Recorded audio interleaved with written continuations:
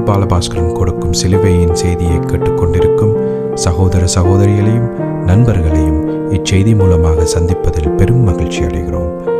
தாம் ஒருவரே ஞானமுள்ளவருமாயிருக்கிற தேவனுக்கு இயேசு கிறிஸ்துவின் மூலமாக என்றென்றைக்கும் மகிமையும் கனமும் உண்டாவதாக. ஆமீன்.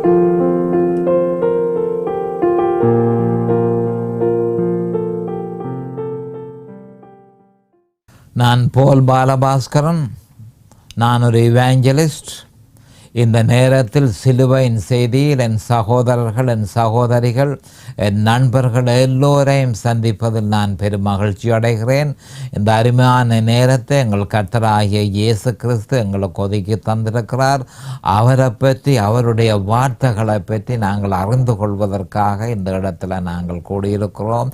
தேவனுடைய வார்த்தை மிகுந்த சந்தோஷத்தை நமக்கு ஏற்படுத்துகிறது என்பதை நாம் அறிந்து கொள்ள வேண்டும். ஏனென்று சொன்னால், மனுஷன் அப்பத்தினால மாத்திரமல்ல, தேவனுடைய வாயிலிருந்து புறப்படுகிற ஒவ்வொரு வார்த்தையினாலும் பிழைப்பான் என்று சொல்லப்பட்டிருக்கிறபடியினால் தேவனுடைய வார்த்தையை சரியான முறையில் அறிந்து கொள்வோமானால் நாங்கள் பிழைப்போம் என்று சொல்லி ஒவ்வொரு தரம் விசுவாசிக்க வேணும். அதாவது வேத வார்த்தையை விசுவாசிக்க வேணும். நாங்கள் பிழைப்போம் என்று சொல்லி நாங்கள் விசுவாசிக்க வேணும். அப்போ இந்த சிலுவையின் செய்தியில் நீங்கள் அறிந்து கொள்ள வேணும். முக்கியமான நோக்கம் ரோமர் 6ஆம் அதிகாரம், ரோமர் 7ஆம் அதிகாரம், ரோமர் 8ஆம் அதிகாரம் ஆகிய 3 அதிகாரங்களையும் பிரசங்கிப்பதே என்னுடைய முக்கியமான நோக்கம். ஆனால் அதே நேரம் இந்த சிலுவையை பற்றிய ஒரு அறிவு, நிச்சயமாக அது ஒரு புரிந்துணர்வு இதை கேட்டுக்கொண்டிருக்கிற கிறிஸ்தவர்களிடத்தில் இருக்குமோ என்று சொன்னால் அது அநேகமான கிறிஸ்தவர்களிடத்திலே அது இல்லை. ஏனென்று சொன்னால் பொதுவாக சிலுவையை பற்றிய செய்தியை அதிகமாக சபைகளில் பிரசங்கிக்கப்படுவதில்லை. சில சபைகளில் நிச்சயமாக பிரசங்கிக்கிறார்கள் என்பதை நாம் ஒத்துக்கொள்ளத்தான் வேண்டும். அநேகமான சபைகளிலே அதை பிரசங்கிக்காததன் நிமித்தம் அவர்கள் ரட்சிப்புக்கு சிலுவையின் செய்தி அவர்கள் கேட்டிருப்பார்கள். ஒரு வேளை அதுவும் மற்றும்படி சிலுவை பற்றிய செய்தி அவர்கள் அறிந்திருப்பதாக இல்லை. ஆனபடியினால் சிலுவையை பற்றி ஒரு புரிந்துணர்வு ஏற்படும்படியாக நேரடியாக ரோமர் 6, 7, 8ஆம் அதிகாரத்துக்கு போகாமல் மேலெழுந்த வாரியாக சிலுவையை பற்றிய அடிப்படை வசனங்களை எடுத்து அதனை விளங்கப்படுத்தி அதனை பற்றி பிரசங்கித்து கொண்டிருக்கிறேன். இப்பொழுது ரோமர் அதிகாரத்தை பற்றி, ரோமர் அதிகாரத்தில் 4ஆம் 5ஆம் அதிகாரத்தை பற்றி நான் பிரசங்கித்து கொண்டிருக்கிறேன். அதனுடைய முக்கியத்துவம் என்ன என்பதை அப்போ அதற்கு போவதற்கு முதல் நான் தெரிந்து கொண்ட வேத வாக்கியம். அப்போ பல வேத வாக்கியங்களை நான் தெரிவு செய்தேன். இப்போ கடைசியாக லூக்கா 13:34, 35 சொல்லப்பட்ட வேத வாக்கியத்தை விவரமாக பார்ப்போம். எருசலேமே, எருசலேமே, தீர்க்கதரிசிகளை கொலை செய்து உன்னிடத்தில் அனுப்பப்பட்டவர்களை கல்லறிகிறவளே, கோழி தன் குஞ்சுகளை தன் சிறகுகளின் கீழே கூட்டி சேர்த்து கொள்ளும் வண்ணமாக நான் எத்தனை தரமோ உன் பிள்ளைகளை கூட்டி சேர்த்து கொள்ள மனதாயிருந்தேன். உங்களுக்கோ மனதில்லாமல் போயிற்று. இதோ உங்கள் வீடு உங்களுக்கு பாழாக்கி விடப்படும். கர்த்தருடைய நாமத்தினாலே வருகிறவர் சோஸ்தரிக்கப்பட்டவர் என்று நீங்கள் சொல்லும் காலம் வருமளவும் என்னை காணாதிருப்பீர்கள் என்று மெய்யாகவே உங்களுக்கு சொல்லுகிறேன். அப்போ நம்முடைய ஆண்டவர் இயேசு கிறிஸ்து லூக்கா 13:34, 35 அவர் இஸ்ரவேல் இந்த பூமிக்கு வந்திருந்த பொழுது இஸ்ரவேலியர்களை பார்த்து இந்த பாக்கியத்தை அவர் சொல்லியிருந்தார். அப்போ எருசலேமுக்கு கிட்ட அவர் வந்து எருசலேமே, எருசலேமே, அப்போ என்ன சொல்கிறார் என்று சொன்னால் அந்த நகரத்தில் தனக்கு இருக்கிற அக்கறையை பற்றி அவர் வெளிப்படுத்துகிறார். அந்த ஜனங்களில் அவர் இருக்கிற அன்பு, அந்த ஜனங்களிலே அவர் இருக்கிற அன்பு, அவருக்கு இருக்கிற அன்பை அவர் வெளிப்படுத்துகிறார். அப்போ அழுது குளறி மிகுந்த வேதனையின் மத்தியிலே எருசலேமே, எருசலேமே என்று சொல்லி அவர் என்னத்தை சொல்லுகிறார் என்று சொன்னால், முதலாவதாக கல்லறிகிறவளே, உன்னிடத்தில் அனுப்பப்பட்டவர்களை கல்லறிகிறவளே, நான் எத்தனை தரம் உனக்கு அனுப்பியிருந்தேன். இந்த மீட்பின் திட்டத்தை நீ அறிந்து கொள். நீ பாவத்தில் பிறந்த பாவியாய் இருக்கிறாய். பாவியாய் இருக்கிற உனக்கு நான் ஒரு மீட்பின் திட்டத்தை, நீ மனுஷன் வீழ்ந்து போன ஆண்டே அந்த மீட்பின் திட்டத்தை நான் ஆதியாகமம் 3:15 வெளிப்படுத்தி, ஸ்திரியின் வித்து வருவார், ஸ்திரியின் வித்து தன்னை பலியாக கொடுப்பார், தன்னுடைய பரிசுத்த இரத்தத்தை சிந்தி மனுஷனுடைய பாவத்திலே இருந்து விடுதலை தருவார் என்று மனுஷனுக்கும் சொல்லி சாத்தானுக்கும் நான் நேரடியாக 2 பேரை, மனுஷனையும் சாத்தானையும் ஒரு இடத்துல வைத்து நான் சொல்லி இருந்தேன். அப்போ அந்த திட்டத்தை நீங்கள் விசுவாசிக்க வேணும் என்பதற்காக பலியிடுகிற முறையை நான் உங்களுக்கு வெளிப்படுத்தி இருந்தேன். அதனை பின்பற்றுங்கள் என்று சொல்லி தீர்க்கதரிசிகள் மூலம் பல்வேறு வழியாக நான் உங்களுக்கு சொல்லி இருந்தும் நீங்கள் அதனை ஏற்றுக்கொள்ளவில்லை. அதற்கு பதிலாக அதனை உங்களுக்கு போதித்த மனுஷர்களை, அந்த தீர்க்கதரிசிகளை நீங்கள் கல்லறிந்தீர்கள். கல்லறிந்து அவர்களை கொலை செய்தீர்கள். நான் உங்களை எத்தனையோ முறை ஆட்களை அனுப்பி எப்படியாதல் கோழி தன்னுடைய சிறகுக்குள்ள குஞ்சுகளை வச்சு பாதுகாப்பது போல உங்களை பாதுகாப்பதற்கு நான் பல முறை முயற்சி செய்தும் உங்களுக்கு மனதில்லாமல் போயிற்று. உங்களுக்கு மனதில்லாமல் போனபடியினால் இப்பொழுது நீங்கள் இருக்கிற எருசலேம், நீங்கள் நம்பி இருக்கிற அந்த ஆலயம் முற்றும் முழுதுமாக பாழாக்கப்படும். கர்த்தருடைய நாமத்தினால வருகிறவர் சோஸ்தரிக்கப்பட்டவர் என்று நீங்கள் சொல்லும் காலம் வருமளவும் என்னை காணாதிருப்பீர்கள். அப்போ இனிமேல் அப்படி நீங்கள் விருப்பம் இல்லாமல் இருக்கிறபடினால் நான் உங்களோடு இருக்க போகிறதில்லை என்று சொல்லி அவர் வெளியே போய்விட்டார். அப்போ வெளியே போய்விட்டு 2ஆம் வருகையில் நான் வரும் பொழுது நீங்கள் என்னை ஏற்றுக்கொண்டு கர்த்தருடைய நாமத்திலே வருகிறவர் சோஸ்தரிக்கப்பட்டவர் என்று நீங்கள் சொல்லுவீர்கள். அதுவரையும் நீங்கள் என்ன காண மாட்டீர்கள் என்று சொல்லிட்டு அவர் போயிட்டார். அப்போ என்ன நடந்தது என்று சொன்னால், அவர் வருந்தனையும் அவர்களுக்கு சாத்தான் தான் அவர்களுக்கு துணையாயிருக்கிறானே தவிர அவரால் இயேசு கிறிஸ்துவால் ஒரு நன்மையும் அவர்களுக்கு இல்லை. அவர் அவர்களை விட்டு விலகிவிட்டார் என்றால் அவர் அவர்களுக்கு வேண்டாம் என்று அவர்கள் நிராகரித்தார்கள். அவரை நிராகரித்தால் சாத்தான் உடனடியாக வருவான். சாத்தான் வந்து அவர்களுக்கு தொந்தரவுக்கு மேலே தொந்தரவை தாராளமாக கொடுத்து கோடிக்கணக்கான மனுஷர்களை கொலை செய்து அவன் தன்னுடைய விருப்பத்தை அவர்களுக்கு தன்னை ஏற்றுக்கொண்டார்களே அதற்கு அவன் செய்ய வேண்டியதை அவன் செய்தான் என்பதை நாங்கள் ஏற்கனவே அறிஞ்சிருக்கிறோம். இப்பொழுது நாங்கள் ஜெபத்திற்கு போவோம். அரிமானங்கள் பிதாவே உமக்கு ஸ்தோத்திரம். இந்த அரிமான நேரத்தினை எங்களுக்கு ஒதுக்கி தந்தீர். என் சகோதர சகோதரிகளை தேவரீர் ஆசீர்வதியும் அபிஷேகியும் பிரகாசமான மனக்கண்களை அவர்களுக்கு கொடுத்தருளும். அதே நேரம் அடியேனையும் அபிஷேகித்து அவர்களுக்கு நிதானமான முறையில் போதிக்கத்தக்கதாக உம்முடைய பரிசுத்த ஆவியானவர் தாமே முன்னின்று போதனை செய்ய வேண்டும் என்று இயேசு கிறிஸ்துவின் நாமத்தினால் கேட்டுக்கொள்கிறேன் பிதாவே. ஆமேன் and ஆமேன் and ஆமேன். ஹல்லேலூயா ஹல்லேலூயா. அப்போ நாங்கள் அறிந்து கொள்ள வேண்டியது, இப்பொழுது நான் ரோமர் புஸ்தகத்தை பற்றி நான் பிரசங்கித்து கொண்டிருக்கிறேன். ரோமர் 6, 7, 8க்கு வருவதற்கு முதல் இந்த ரோமர் புஸ்தகம் என்ன என்பதை நாங்கள் அறிய வேணும். ரோமர் 1, 2, 3 பற்றி நான் ஏற்கனவே பிரசங்கித்தேன். இப்பொழுது ஒரு மிக முக்கியமான ஒரு விஷயத்தை நீங்கள் அறிய வேண்டியதாக இருக்கிறது. ரோமர் 4ஆம் அதிகாரத்திலும் 5ஆம் அதிகாரத்திலும் அதை பற்றி சொல்லப்பட்டிருக்கிறது. என்ன சொல்லப்பட்டிருக்கிறது என்று சொன்னால், ஜஸ்டிஃபிகேஷன் பை ஃபெய்த், விசுவாசத்தின் மூலம் நியாயப்படுத்துதல் ஒன்று மிக முக்கியமான ஒரு விஷயம். இந்த 2 அதிகாரங்களிலும் பவுல் அப்போஸ்தலரினால் அவர் பரிசுத்த ஆவியினால் ஏவப்பட்டு மனுஷன் நியாயப்படுத்தப்படுவது எப்படி, தேவனுக்கு முன்பாக நீதிமானாக இருப்பது எப்படி என்ற விஷயத்தை பற்றி இங்கு சொல்லப்படுகிறது. அப்போ நாங்கள் பார்த்திருந்தோம் ஏற்கனவே. நாங்கள் இதை பற்றி கடைசி செய்தியில் நான் இதை பற்றி சொல்லியிருந்தேன். இது ஒரு சட்டபூர்வமான அலுவல். இயேசு கிறிஸ்து மனுஷன் பாவியாயிருக்கிறான், மனுஷன் தேவனுக்கு எதிராக பாவம் செய்தான். ஆனபடியால் மனுஷன் தேவனுக்கு கடன் கொடுக்க வேண்டியவனாக இருக்கிறான். தேவனுக்கு எதிராக பாவம் செய்து பாவத்தினுடைய கடன்கள் பெருகி அதை தேவனுக்கு செலுத்த வேண்டிய ஒரு கட்டாயம் மனுஷனுக்கு இருக்குது. அதை மனுஷனால் ஒரு பொழுதும் அதை செலுத்த முடியாது, அவனால் இயலாது.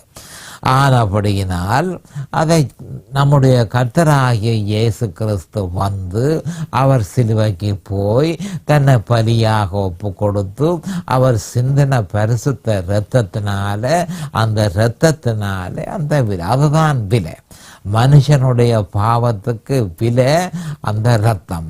அந்த இரத்தத்தினால அந்த இரத்தத்தை சிந்தி அந்த விலையை அவர் செலுத்தினார். அப்போ அந்த பாவத்தினுடைய கடனை சட்டபூர்வமாக அவர் சிந்தின இரத்தத்தின் மூலம் அதனை செலுத்தினார் என்பதை நாம் அறிந்து கொள்ள வேண்டும். அந்த கொடுப்பனவை, அந்த செலுத்துதலை தேவன் சரியென்று ஏற்றுக்கொண்டார். அப்போ அதிலிருந்து நாம் அறிய வேண்டியது என்ன? எவனாயிருந்தாலும் தேவனிடத்தில் போய் எந்த பாவியான மனுஷனும் முதல் பாவத்தினுடைய கடனை செலுத்த வேணும். பாவத்தினுடைய கடனை செலுத்துறதா இருந்தால் அவன் விசுவாசத்தின் மூலம்தான் அதனை செலுத்த வேணும். அவனால் இயலாது. இயேசு கிறிஸ்து அவனுக்காக அந்த பாவத்தினுடைய கடனை தன்னுடைய பரிசுத்த இரத்தத்தை சிந்தி அதன் மூலம் அந்த கொடுப்பனவை சட்டபூர்வமாக அவர் செய்திருக்கிறபடியினால் அதனை எவன் விசுவாசிக்கிறானோ அவன் தேவனுக்கு முன்பாக நியாயப்படுத்தப்படுகிறான். அப்ப நியாயப்படுத்துதல் மூலம்தான் கிறிஸ்துவ மனப்பூர்வமாக ஏற்றுக்கொண்டவன் தான் நியாயப்படுத்தப்படுகிறான், சுத்தமாயிருக்கிறான் என பிரகடனப்படும். அப்ப நியாயப்படுத்துதல் என்ன சொல்லுது?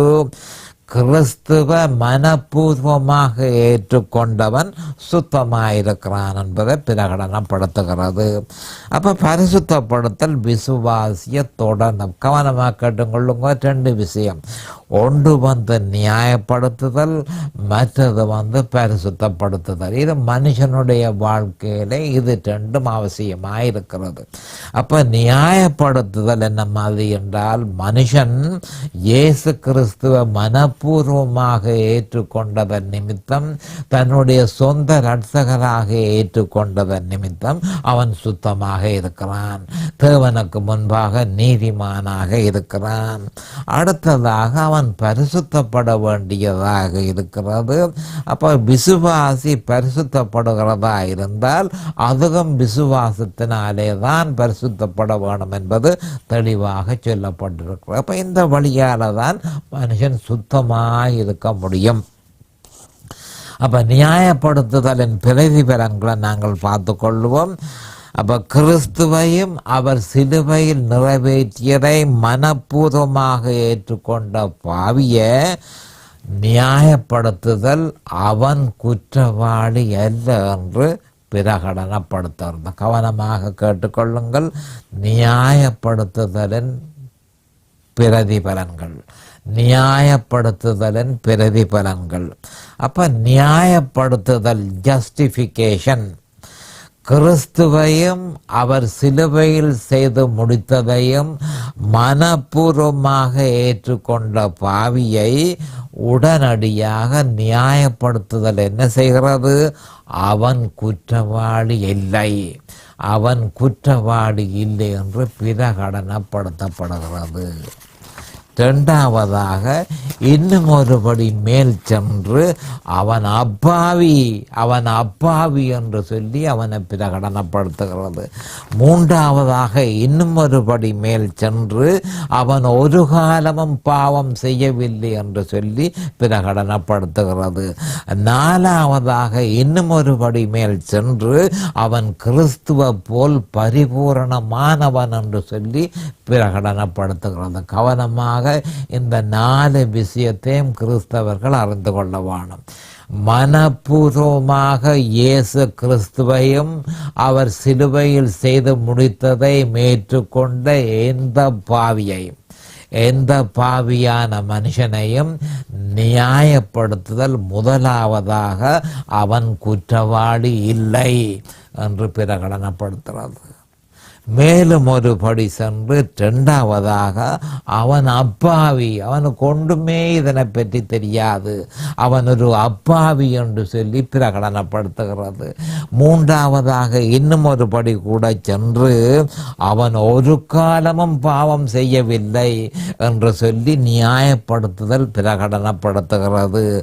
நாலாவதாக மேலும் ஒரு படி கூட சென்று அவன் கிறிஸ்துவ போல அவன் பரிபூரணமானவன் என்று சொல்லி பிரகடனப்படுத்துகிறது. நினைச்சு பார்க்க முடியாத ஒரு நன்மை இந்த நியாயப்படுத்துதலின் மூலம்தான் மனுஷன் பெற்றுக்கொள்ள முடியும் என்பதை நாம் அறிந்து கொள்ள வேண்டும். அப்போ பவுல் அப்போஸ்தலர் விசுவாசத்தின் மூலம்தான் மனுஷனை நியாயப்படுத்தலாமே தவிர கிரியைகளினால் அது ஒரு பொழுதும் சாத்தியமாகாது. விசுவாசத்தினால் மட்டுமே அது சாத்தியமாகும் என்பதை ரோமர் 4:1-5 வரையும் அவர் சொல்லியிருக்கிறார். அதற்கு விவரமாக பார்ப்போம். அப்படியானால் நம்முடைய தகப்பனாய ஆபிரகாம் மாம்சத்தின்படி என்னத்தை கண்டடைந்தான் என்று சொல்லுவோம். என்னத்தை நாங்கள் சொல்ல முடியும்? 2 ஆபிரகாம் கிரியைகளினாலே நீதிமானாக்கப்பட்டானாகில் மேன்மை பாராட்ட அவனுக்கு ஏது உண்டு, ஆகிலும் தேவனுக்கு முன்பாக மேன்மை பாராட்ட ஏதுவில்லை. 2 சொன்னால் அவன் விசுவாசத்தினால நீதிமானாக்கப்பட்டானே தவிர கிரியைகளினாலே அவன் நீதிமானாக்கப்படவில்லை. கிரியைகளினாலே அவன் நீதிமானாக்கப்பட்டிருந்தால் அவன் மேன்மை பாராட்ட ஏது உண்டு. ஆனால் அவன் விசுவாசத்தினால மட்டுமே நீதிமானாக்கப்பட்டிருக்கிறபடியால் தேவனுக்கு முன்பாக மேன்மை பாராட்ட அவனுக்கு எதுவும் இல்லை என்பது தெளிவாக சொல்லப்பட்டிருக்கிறது. ரோமர் 4:3 வேதவாக்கியம் என்ன சொல்கிறது? பவுல் அப்போஸ்தலர் எந்த காலமும் மனுஷனை, பாவியான மனுஷனை சரி, மற்றது பரிசுத்தவானாயிருக்கிற விசுவாசியாய் இருந்தாலும் சரி, எந்த காலமும் அவர் வேத வார்த்தை என்ன சொல்கிறது, மனுஷன் என்ன சொல்லுகிறான் என்றது முக்கியம் என்றதல்ல, தேவ தூதர்கள் என்ன சொல்லுகிறார்கள் என்றது முக்கியமல்ல, சொப்பனத்தில் கண்டது என்ன என்றது முக்கியமல்ல, வேத வார்த்தை என்ன சொல்கிறது, வேத வாக்கியம் என்ன சொல்கிறது? ஆபிரகாம் தேவனை விசுவாசித்தான், அது அவனுக்கு நீதியாக எண்ணப்பட்டது என்று சொல்கிறது. ரோமர் 4 கிரியை செய்கிறவனுக்கு வருகிற கூலி கிருபை என்று எண்ணப்படாமல் கடன் என்று எண்ணப்படும். அப்ப எந்த மனுஷனாக விசுவாசிக்காமல், விசுவாசத்தின் மூலம் நீதிமானாகாமல் கிரியைகளின் மூலம் நீதிமானாக அவன் முயற்சி செய்தானாயிருந்தால் அவனுக்கு கிருபை கூலியாக கருதப்படும். கிருபை கூலியாக கருதப்படும். அதாவது தேவன் அவனுக்கு கடன் கொடுக்க வேண்டி இருந்தபடியால் அவன் அந்த மாதிரி கிரியைகளை செய்ய வேண்டியதாக இருந்தது என்று சொல்லி மனுஷன் சொல்லலாம். கிரியை செய்கிறவனுக்கு வருகிற கூலி கிருபை என்று எண்ணப்படாமல் கடன் என்று எண்ணப்படும். தேவன் மனுஷனுக்கு கடன் கொடுக்க வேண்டி இருந்தபடியால் மனுஷன் கிரியை செய்து அதனை செட்டில் பண்ணினான் என்று சொல்லி முடிந்துவோம். அப்படி அல்ல. தேவன் ஒருவருக்கும் கடன் கொடுக்க வேண்டிய அவசரம் இல்லை. மனுஷனே தேவனுக்கு கடன் செலுத்த வேண்டியவனாக இருக்கிறான். அப்ப கிரியையை செய்து நீதிமானாக அல்லது கிருபையை பெற முயற்சி செய்தால் தேவன் தனக்கு கடன் தர வேண்டி இருந்தது, ஆனபடியால் நான் அதனை செய்தேன் என்று சொல்லி மனுஷன் சொல்லலாம். ஆனால் தேவன் யாருக்கும் எவருக்கும் எந்த கடனும் கொடுக்க வேண்டிய அவசியமே அவருக்கு இல்லை. மனுஷன்தான் தேவனுக்கு எதிராக பாவம் செய்தான். மனுஷன்தான் அந்த கடனை செலுத்த வேண்டியவனாக இருக்கிறான்.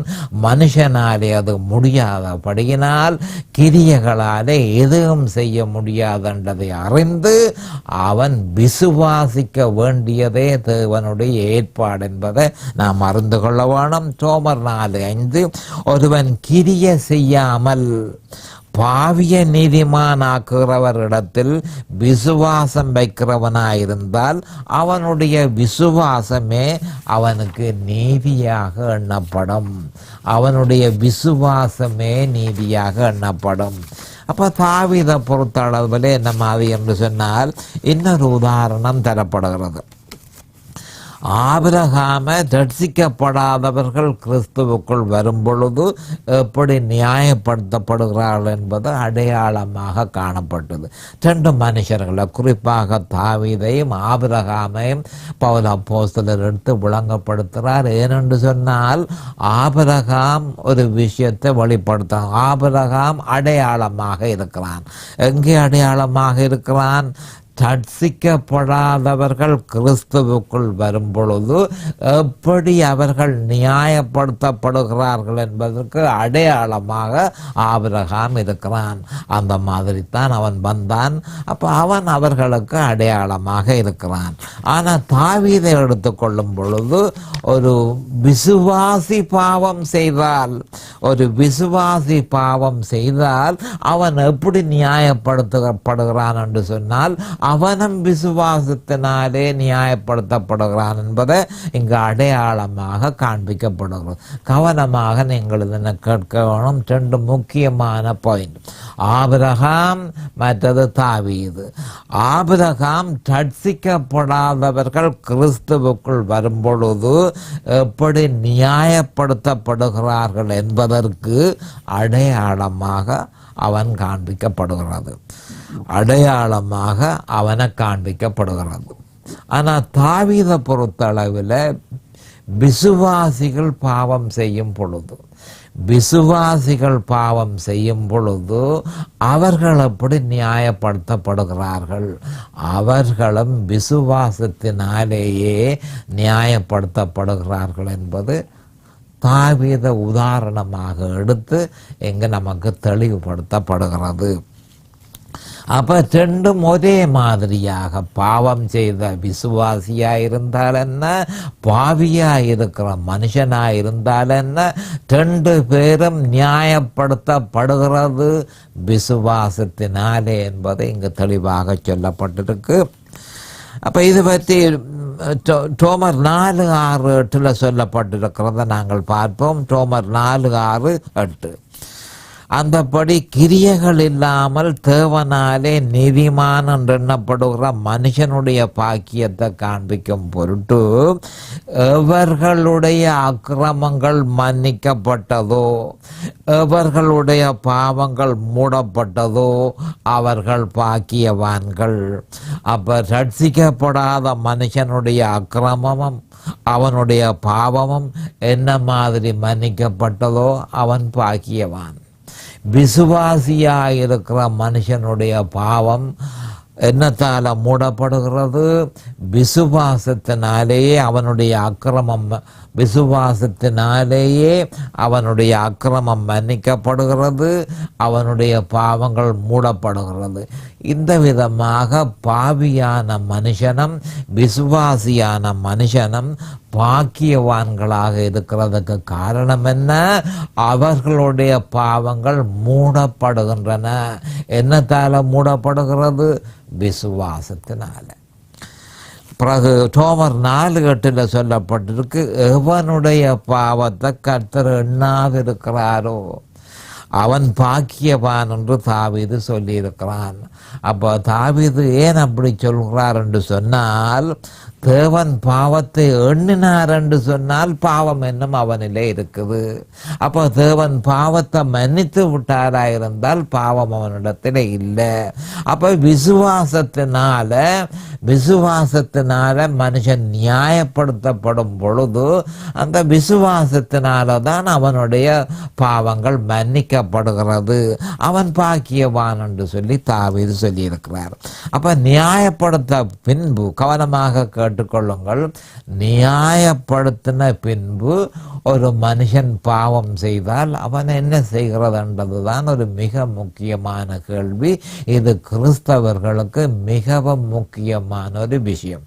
திருப்பி மறுபடியும் சொல்கிறேன், அதாவது ரட்சிக்கப்படாத மனுஷன் விசுவாசத்தினால நியாயப்படுத்தப்படுகிறான். அப்பொழுது அவனுடைய பாவங்கள் மன்னிக்கப்படுகிறது, அவனுடைய அக்கிரமங்கள் மன்னிக்கப்படுகிறது, அவனுடைய பாவங்கள் மூடப்படுகிறது. ஏனென்று சொன்னால் அவன் இயேசு கிறிஸ்துவையும் அவர் சிலுவையில் செய்து முடித்ததை விசுவாசித்ததன் நிமித்தம் அது மூடப்பட்டது. அதே மாதிரி விசுவாசியான மனுஷன் பாவம் செய்தால் அவனும் விசுவாசத்தில் நிலைத்திருந்தால் அவனுடைய பாவமும் மூடப்படும், அவனுடைய அக்கிரமம் மூடப்படும், அவனுடைய பாவங்களும் மன்னிக்கப்படும், அவன் பாக்கியவான் என்று சொல்லப்படும் என்று தாவீது சொல்லியிருக்கிறான். அப்ப இப்படியான நிலைமையில இருக்கேக்க விசுவாசி பாவம் செய்தால் எப்படி இந்த பிரச்சனையை என்ன மாதிரி இந்த பிரச்சனையை தீர்க்கிறது என்று சொல்லி யோவான் 1:9 நமக்கு தெளிவாக சொல்லப்பட்டிருக்கிறது. அப்போ அவன் என்ன செய்ய வேணும் என்று சொல்லப்பட்டிருக்கிறது? பாவத்தை அவன் அறிக்கை பண்ண வேணும் என்று சொல்லப்பட்டிருக்கிறது. அப்போ தான் ஒரு விசுவாசி பாவத்தை செய்வானாய் இருந்தால் அவன் தான் செய்த பாவத்தை அறிக்கையிட்டு அந்த பாவத்திற்கு தேவனிடத்தில் மன்னிப்பு கோருவானாயின் அவன் நிச்சயமாக மன்னிக்கப்பட்டு மறுபடியும் நியாயப்படுத்துதலுக்குள்ளே அவன் நியாயப்படுத்துதலுடைய நன்மைகள் எல்லாவற்றையும் அவன் பெற்றுக்கொள்ள முடியும். அப்போ 1 யோவான் 1:9 என்ன சொல்லப்பட்டிருக்கிறது? நம்முடைய பாவங்களை நாம் அறிக்கையிட்டால் பாவங்களை நமக்கு மன்னித்து எல்லா அநியாயத்தையும் நீக்கி நம்ம சுத்திகரிப்பதற்கு அவர் உண்மையும் நீதியும் உள்ளவராக இருக்கிறார். அப்போ கவனமாக கேட்டுக்கொள்ள வேணும். என்ன மாதிரி என்று சொன்னால் அவர் உண்மை உள்ளவராக இருக்கிறார், அவர் நீதி உள்ளவராக இருக்கிறார், அவர் நம்ம சுத்திகரிப்பதற்கு தயாராக இருக்கிறார். நாம் அறிக்கை செய்ய வேணும் என்பதை இங்கு தெளிவாக சொல்லப்பட்டு கிடக்கு. அப்போ அரைவாசி நியாயப்படுத்துதல் பாதி நியாயப்படுத்துதல் என்று ஒன்றுமே கிடையாது. ஒன்றில் ஒரு மனுஷன் நியாயப்படுத்தப்பட்டிருக்கிறான், இல்லையோ அவன் நியாயப்படுத்தப்படவில்லை என்பதை நாம் தெளிவாக அறிந்து கொள்ள வேணும்.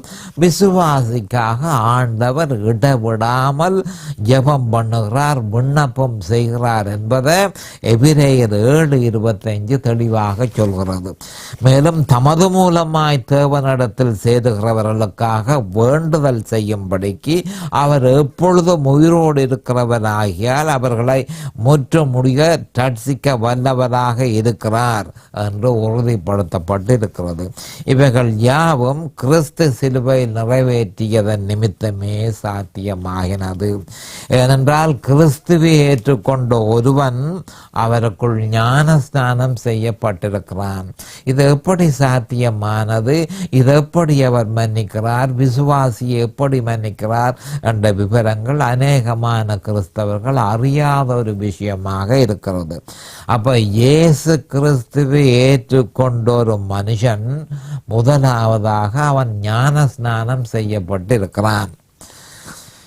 இப்போ அவன் ஞானஸ்நானம் செய்யப்பட்டிருக்கிறது என்றால் அதனுடைய அர்த்தம் என்ன? தண்ணீரில் ஞானஸ்நானம் அல்ல. ஞானஸ்நானம் செய்யப்பட்டிருக்கிறான் என்று சொன்னால் கிறிஸ்துவுக்குள் அவன் ஞானஸ்நானம் செய்யப்பட்டிருக்கிறான்.